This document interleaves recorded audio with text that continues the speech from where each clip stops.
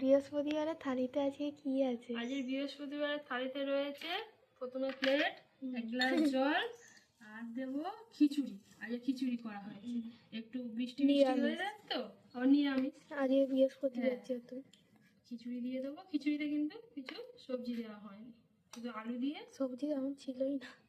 না, সবজি ছিল, কুমড়ো টুমড়ো তো ছিল, কিন্তু তোরা তো পছন্দ করিস না। অল্প করে খিচুড়ি দিয়েছি, একটা আলু দিয়ে দেবো, আর দেবো আলু ভাজা।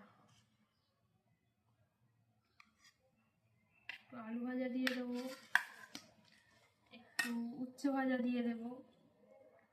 আমরা কিন্তু খিচুড়ির সাথে উচ্ছে ভাজাটা খাই, আর ও বাপি বেশি পছন্দ করে। দিয়ে দেবো পটল ভাজা। পটল ভাজা তো তুই খেতে খুব পছন্দ করিস, একটু বেশি করেই দিই।